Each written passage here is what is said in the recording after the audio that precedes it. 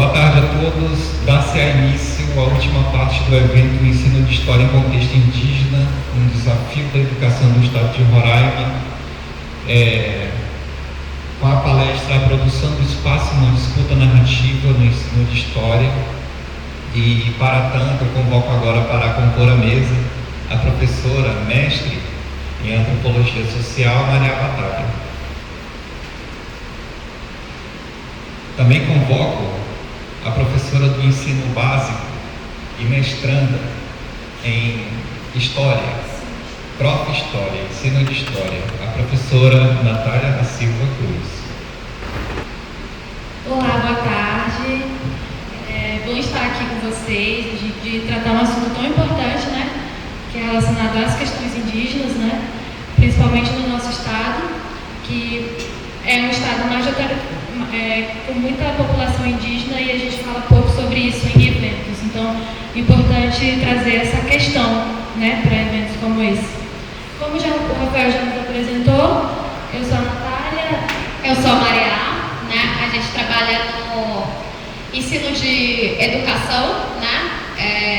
Nas escolas públicas, e a gente vai tentar trazer um pouco da nossa experiência, né?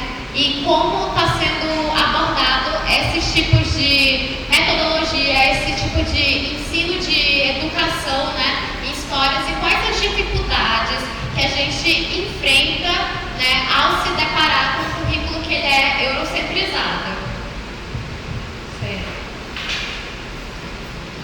Como a Maria falou, o objetivo da nossa fala aqui é trazer reflexões mesmo. A gente quer propor, né, essa reflexão a respeito das metodologias do ensino e aprendizagem de história, relacionado a conteúdos com abordagem indígena. A gente tem algumas questões aqui, alguns pontos para propor essa reflexão para a gente aqui, para a gente ter uma ideia de como o ensino indígena ele é trazido nas escolas, né? Em relação ao livro didático, como o livro didático aborda. Então a gente vai trazer esses pontos aqui e vamos tratar juntos. Um dos pontos que a gente traz é sobre o currículo ainda estar centralizado nas narrativas eurocêntricas. A gente tem uma grade curricular e os materiais didáticos daqui da educação de ensino, que eles não estão, né, voltados para uma educação realmente indígena, principalmente da história local. O que a gente vai ter dentro dos livros didáticos, pelo menos o que são abordados na escola, é a perspectiva eurocêntrica. Uma delas é, por exemplo, a colonização, né, do Brasil. Não é colocado como um ponto sobre administração e colonização, né, de história, mas sim é colocado para a gente estar passando esses conteúdos que são eurocentrizados. Quando a gente vai falar de história e ensino indígena, a gente tem poucos livros didáticos falando sobre isso. A gente quase não tem livros didáticos produzidos sobre isso. Então, como a gente vai ensinar algo se não existe material para ensinar isso? Se não tem coisas escritas? Porque aqui no estado de Roraima a gente não tem. Então, essa perspectiva, ela ainda é muito recente, né? A perspectiva indígena, né? O estudo realmente é muito recente. E é necessário as pessoas fazerem pesquisas nessa área para a gente, contrapor essa situação. Como a Maria falou da questão do currículo, essa questão da ausência de protagonismo indígena nas fontes e referências. Como eu falei anteriormente, nós somos um estado majoritariamente indígena e a gente não tem fontes de autores indígenas na educação básica. E falando da minha realidade, que eu trabalho na educação do campo, no interior do estado, eu tenho vários alunos indígenas e por causa, um dos problemas que a gente tem no currículo, que é essa falta de protagonismo, né, da questão de autores indígenas, os alunos eles não se reconhecem na sala de aula. A verdade porque, como a Maria falou, o nosso currículo ele é muito eurocêntrico, é um currículo linear, homogêneo, então pouco se discute as questões indígenas. Quando se discute, quando se tem um livro didático, é apresentado no rodapé do livro, ou uma página muito básica, não se tem uma discussão mais a fundo, uma discussão mais potente, para que os alunos eles se reconheçam, para que os alunos eles valorizem. E essa questão que a gente tem muito forte, que é uma questão, um ponto chato da educação básica, que é os alunos eles têm muito preconceito com eles mesmos. Eles têm esse estereótipo relacionado aos povos indígenas, e esse estereótipo está muito ligado também a essa falta, sabe, no currículo, da gente tratar sobre essas questões. Então, nós, professores, meio que ficamos de mão atadas. A gente não consegue elaborar, trazer mais para a sala de aula essas questões, porque o currículo ele não nos apresenta isso, muito pelo contrário. Eles apresentam só essa questão eurocêntrica e que, às vezes, o aluno não se reconhece nele. E quando é muito tratado em Brasil colonial, né? Principalmente ali na época da escravidão. Então, para eles tem sempre essa questão de levar a cultura indígena, sempre com essa questão da questão de dor e sofrimento do que eles passaram. E é necessário que a gente priorize narrativas indígenas e fale, né, sobre a cultura, sobre o reconhecimento, sobre que indígena pode estar na cidade, porque pelo menos dentro da sala de aula ainda muito essa questão do estereótipo indígena. O estereótipo indígena, que indígena não pode ter celular, porque indígena não pode ter carro, porque tem todo esse estereótipo ainda do indígena nu, do indígena folclorizado, essa imagem folclorizada, estereotipada do indígena. E a gente precisa quebrar com essa imagem que é folclorizada, que é estereotipada do indígena, que ainda é esse indígena de 500, de 600 anos atrás. E não, a gente tem uma das maiores no Brasil, né, populações indígenas. A gente é o estado que mais tem terras indígenas homologadas do Brasil, e a gente fica se perguntando onde eles estão, né? Do tipo, cadê eles nos livros de história? Por que eles não estão no livro de história? A gente não tem pesquisa sobre isso, a gente não tem, a gente bate de novo na tecla do livro didático, a gente carece muito e a gente vai buscar de outras fontes, e a gente só consegue essas outras fontes com capacitações, né? No mestrado de antropologia eu consegui ter essas outras orientações, então a gente se prepara muito, né, para dar uma aula, porque a gente não tem, a gente vai precisar ler artigo para dar uma aula, a gente vai precisar ler livros enormes para dar uma aula, porque não tem, né, no livro didático nas escolas de educação em Roraima. Então a gente sofre, pelo menos eu, né, a gente carece dessa questão. Professores que geralmente eles se preocupam com essa questão, né, de ter mais conteúdos relacionados aos povos indígenas nos livros didáticos, geralmente a gente sofre um pouco mais, porque a gente tem que trabalhar mais, a gente tem que estudar mais, a gente tem que buscar mais conteúdos, que ler mais. Por quê? Porque o nosso currículo eurocêntrico, o nosso livro didático, que é a nossa principal fonte da sala de aula, ele não traz esses conteúdos. Então, se a gente quiser dar uma aula que tenha uma perspectiva diferente, o que a gente tem que fazer é trabalhar mais, buscar mais, estudar mais e ir atrás de outras fontes. Isso gera muito cansaço, obviamente. A gente sabe da nossa estrutura, né, de como o nosso trabalho de professor ele é muito, muito cansativo, mas faz parte dos nossos desafios, né, como professores. E tudo isso que a Maria falou, que nós falamos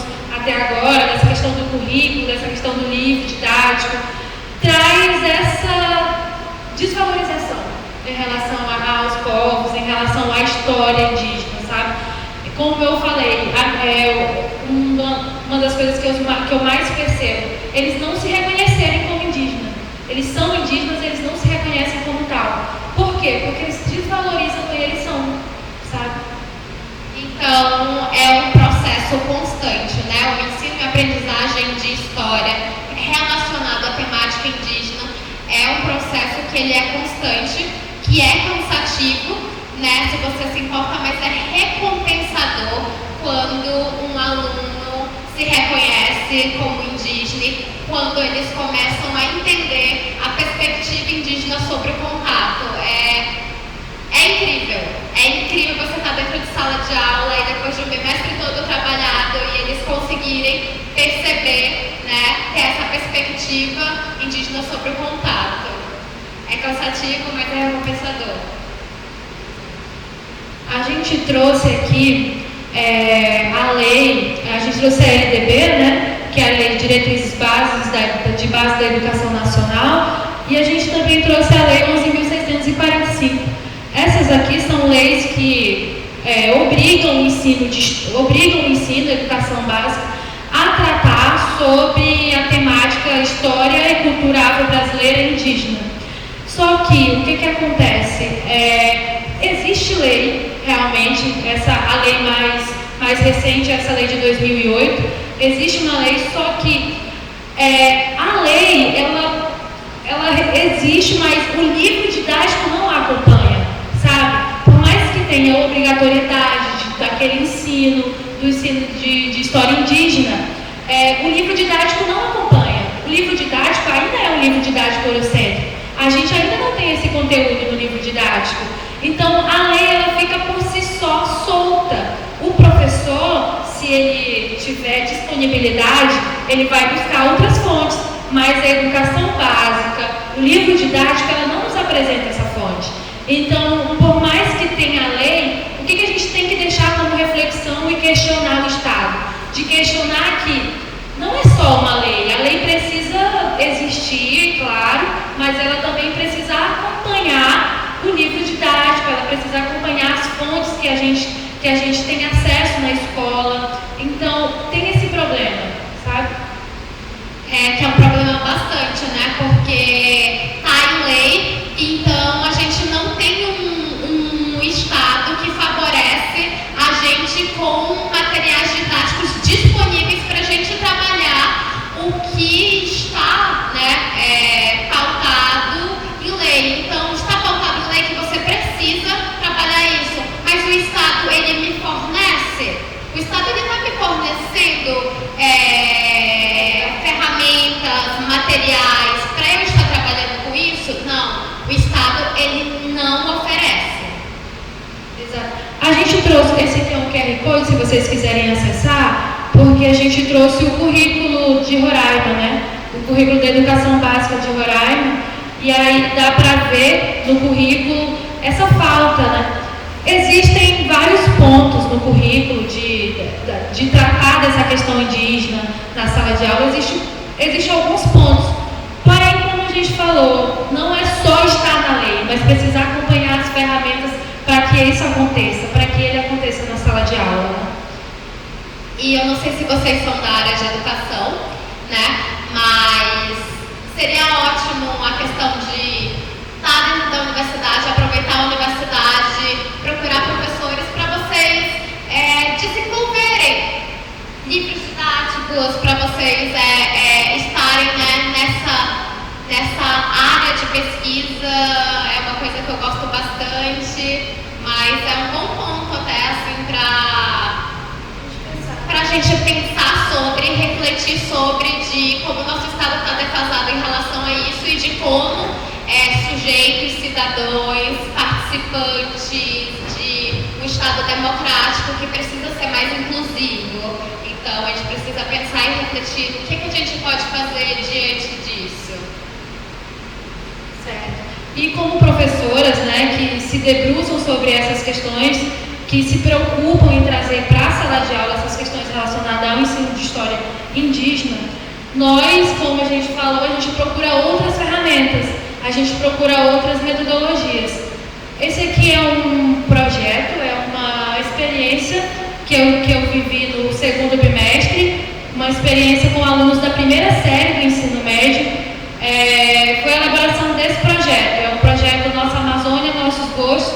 nosso jeito de ser, que é um projeto que trouxe a perspectiva dos povos indígenas para dentro da sala de aula, relacionado à valorização cultural e da culinária dos povos indígenas, que basicamente é a culinária básica da comunidade que eu trabalho, que não é uma comunidade indígena, mas é uma comunidade do campo, né, que é em Santa Rita, lá no Cantá. Então a gente desenvolveu esse projeto lá na escola e a gente trouxe para vocês algumas fotos e fases e a perspectiva dos alunos de como foi o envolvimento dos alunos.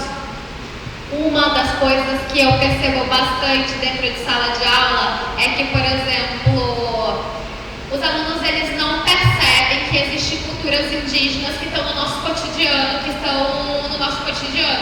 que é, por exemplo, a nossa alimentação. A nossa alimentação, a gente está comendo algo que foram eles que produziram, eles que aprenderam a plantar, a produzir, a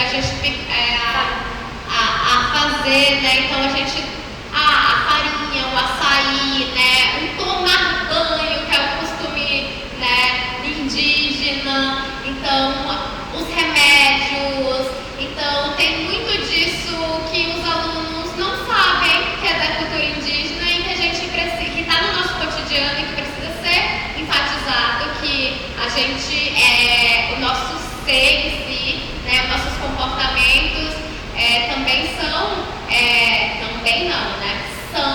né, compostos com culturas indígenas e eles precisam ter essa consciência histórica de quem nos compõe, né, das identidades que nos compõem. Esse projeto, ele nasceu das aulas de história, enquanto estudávamos a pré-história e enquanto a gente estudava os primeiros povos da Amazônia.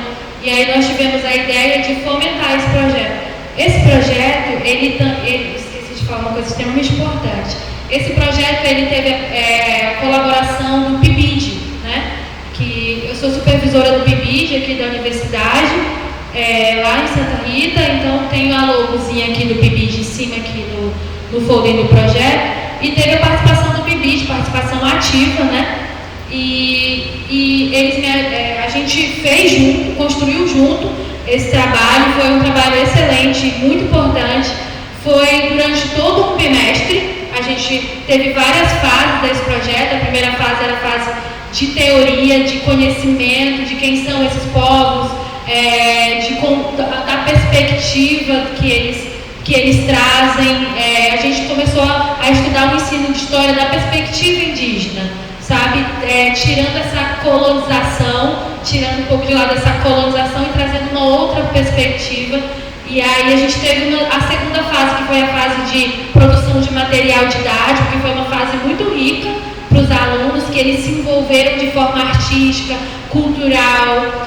Esses projetos, eles fomentam não só essa questão da valorização, mas eles fomentam também, a gente consegue perceber no aluno talentos que, enquanto professores, assim, numa aula comum, a gente não percebe.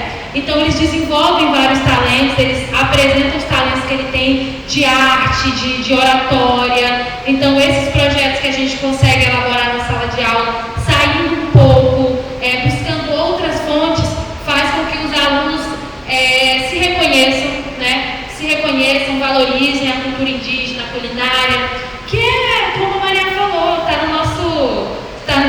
no nosso cotidiano, é a nossa alimentação básica, sabe? Então, começa por aí. O projeto a gente teve essas fases, né? A gente fez uma programação na escola, contou com toda a escola, com todos os alunos do ensino médio. A gente teve alguns tópicos aí. O projeto ele foi focado mais na questão da culinária, né? Os alunos eles produziram, eles fizeram os pratos, eles fizeram todos os pratos da culinária indígena e expôs no dia, e a gente fez uma combinância. E esse aqui é o resultado do processo, né, de como foi a produção dos alunos, como foi o dia da combinância, o beiju, que eles mesmos fizeram com a ajuda dos pais dele, a farinha, o peixe, trouxeram o peixe da morida. Então todos esses itens da culinária indígena são coisas que eles estão acostumados a se alimentar, a fazer, tá no cotidiano, né? Faz parte do cotidiano. Então não foi nada de demais que eles fizeram, era uma coisa comum, que eles fazem comum. A diferença é que eles não tinham conhecimento de que aquilo fazia parte da culinária indígena. Então, o conhecimento, esse tipo de projeto, de atividade, faz com que eles se reconheçam, faz com que eles entendam que aquilo faz parte de quem eles são, que é como eles não se reconhecem às vezes como indígenas. Então, foi basicamente isso. Aqui é o processo de produção, do envolvimento, eles se envolveram bastante e foi enriquecedor, como a Maria falou, é muito gratificante o final. Dá muito trabalho, a gente fica muito cansado, mas é gratificante e é por isso que a gente é professora. Quando a gente olha e vê o objetivo final de que aquilo trouxe resultados, a gente fala, por isso que eu escolhi ser professora, né? Porque a gente não caiu de paraquedas, a gente escolheu ser professora, né? A gente escolheu ser professora e a gente se compromete com a educação. Exatamente.